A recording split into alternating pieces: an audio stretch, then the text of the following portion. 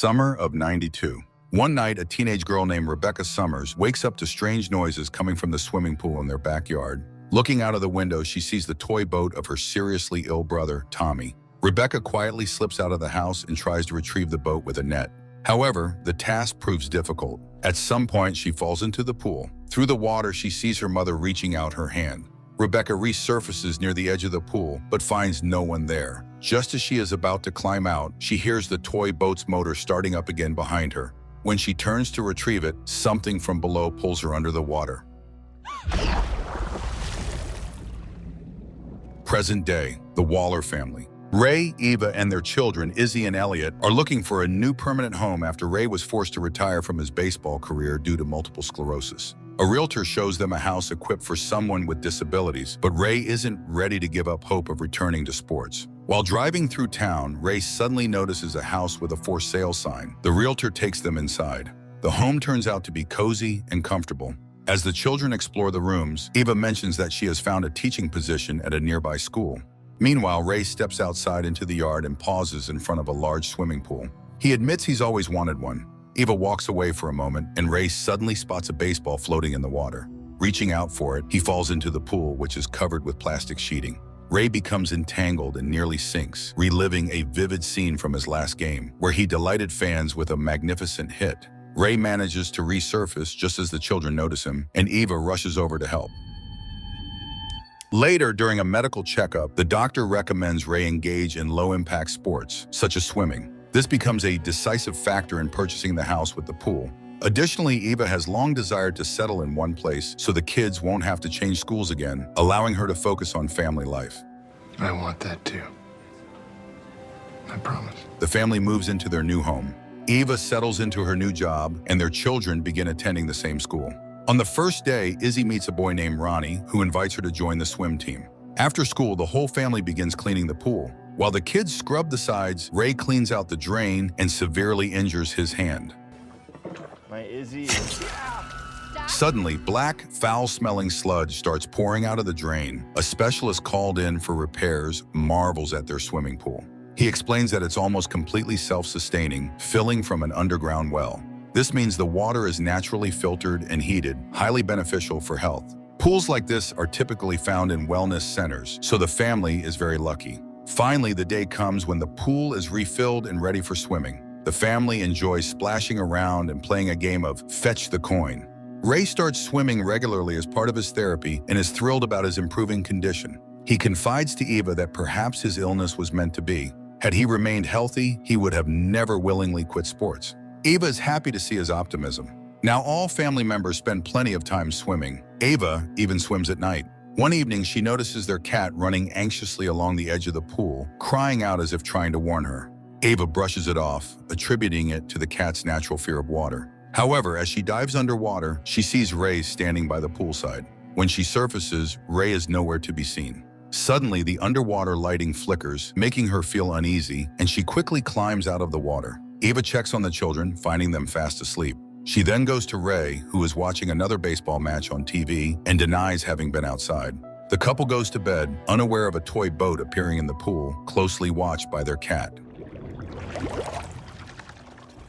The next morning, Elliot finds the cat's torn collar in the pool, but the animal itself is nowhere to be found. The family comforts the boy by pointing out there's no body in the water, meaning the cat is probably alive, just frightened and hiding. They search everywhere, but the cat remains missing.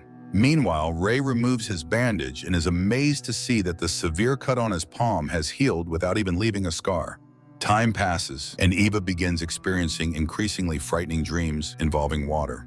Ray, however, spends more and more time swimming and significantly strengthens physically, impressing even his doctor. One day, Elliot asks his father to swim with him, since he's not allowed to swim alone. But Ray is busy exercising on his machine, so he marks a coin and suggests Elliot toss it into the shallow end and dive for it by himself, warning him to be cautious and avoid the deeper parts of the pool.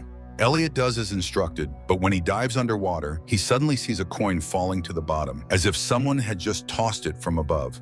Thinking his father has joined him, the boy resurfaces, but no one is there. Confused, he dives again, retrieves the coin, and spots someone standing at the edge of the pool. Yet when he comes up for air, there's still no one in sight. Elliot assumes it's just his sister teasing him and continues swimming. Suddenly, he hears a girl's voice greeting him. Hello? Elliot realizes the voice is coming from the drain. The girl introduces herself as Rebecca Summers and says she's looking for her mom. Elliot sees one of his toys, pulls it out, and immediately a dark hand grabs him. Terrified, he breaks free and climbs out of the pool. He immediately tells his mother what happened. Ava rushes into the yard, but there's no sign of Rebecca anywhere. Ray suggests Elliot imagined everything since the boy is shy and doesn't have any real friends. To help his son, Ray proposes throwing a pool party so the family can get acquainted with the neighbors and colleagues. Later, Ray heads to the local baseball field where Elliot is scheduled to play in a game. But first, Ray conducts a master class for the older players. The coach asks Ray to take a swing, and he agrees, but collapses under the pressure. Determined, Ray asks for one more chance. As he prepares his swing, he suddenly recalls the water in their pool. Empowered by this memory, he strikes the ball so powerfully that it sails far beyond the field, just like during his glory days. Ray is thrilled, but Eva feels uneasy. One evening, Ray and Eva leave home. Izzy asks Elliot to stay inside because her boyfriend, Ronnie, is coming over. While Elliot minds his own business, the couple heads to the pool to play a game where they must find each other with their eyes closed, guided only by voices. Wanting to tease Izzy, Ronnie quietly climbs out of the pool, leaving Izzy searching underwater with closed eyes. She notices Ronnie's voice changing, but doesn't think much of it. When she dives deeper in search of Ronnie, Izzy suddenly comes face to face with a horrifying, unknown creature. Desperate for air, she races to the surface. Finally emerging, she sees Ronnie casually swimming, laughing at her panic and suggesting she must have gotten her foot caught in the drain. Just then, Elliot warns them their parents have returned, prompting Izzy to quickly send Ronnie away. On Saturday, the Wallers host their pool party, inviting all their neighbors and colleagues. Elliot notices his sister is scared and refuses to leave her room. He admits to her that he also saw something frightening in the water, but Izzy begs him not to make up stories, since their mother seems genuinely happy for the first time in years. Determined, Elliot places a video camera at the window facing the pool and starts recording. Eva greets neighbors arriving with treats as thanks for hosting the party. The realtor also arrives. Izzy tells her friends about the frightening experience from the previous night just as Ronnie appears, though he refuses to get into the pool. Meanwhile, in the kitchen, the women discuss the pros and cons of having a swimming pool. At the same time, a neighbor boy asks Ray to sign the baseball he hit the other day, which was torn by the powerful strike. Ray gladly signs it and invites the boy to participate in a playful game called King of the Pool, where the boy sits on Ray's shoulders trying to knock down another young rider. Elliot films this playful battle. Eva approaches the realtor and begins asking questions. The realtor reveals that the daughter of the previous owners, Rebecca Summers, drowned in the pool many years ago. At this exact moment, Ray, sinking deeper into the water, suddenly begins pulling the neighbor boy underwater. The boy begs Ray to release him, but Ray appears possessed. The child starts drowning, and Elliot witnesses the scene, screaming for help. Eva rushes out, and the boy's father jumps into the water, barely managing to free his son from Ray's grasp. Ray is also pulled out of the water, unconscious and not breathing. Eva desperately performs CPR, finally managing to resuscitate him. The party ends abruptly. Although the boy's parents decide not to press charges, they ask Ray to stay away from their family. Eva finally admits something is terribly wrong with the pool and decides to take Ray to the hospital. But as soon as they drive away from the house, Ray feels suffocated, as if something prevents him from breathing. They quickly return home, where Ray immediately recovers. Later, the doctor attributes the incident to a side effect of Ray's illness, but Ray begs Eva to help him reach the pool again. When she refuses, he suddenly says something very strange. It's very cold down in the deep. Eva goes into her daughter's room, where Elliot is also staying for the night, and promises them she'll do everything possible to keep them safe. She begins researching the house's history and discovers that, besides Rebecca, other people have also disappeared there. After finding the Summers family's address, she drives out and meets Rebecca's mother.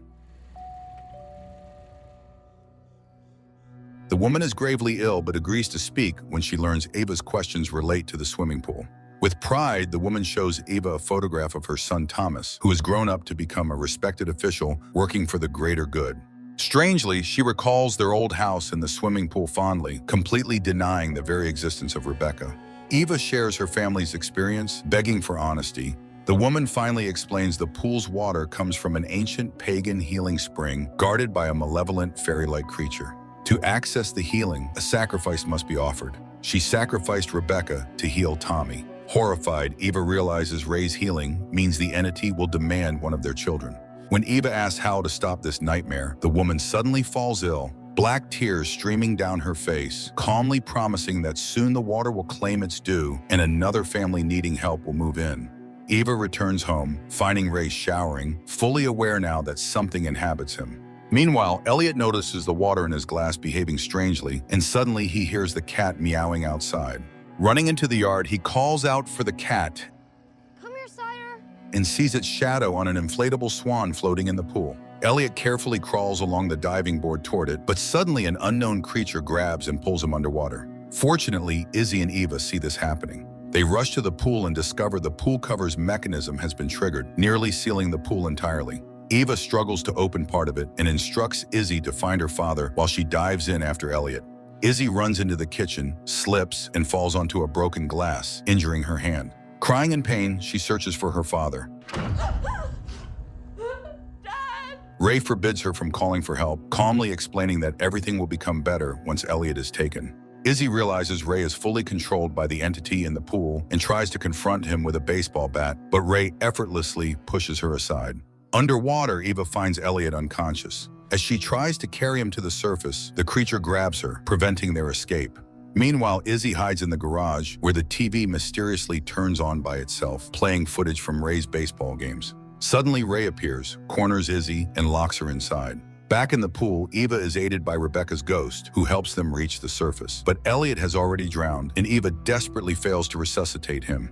Ray appears at this moment, assuring her that everything is going according to plan. Eva pleads with him to save their son, but Ray grabs her by the throat, lifting her above the water.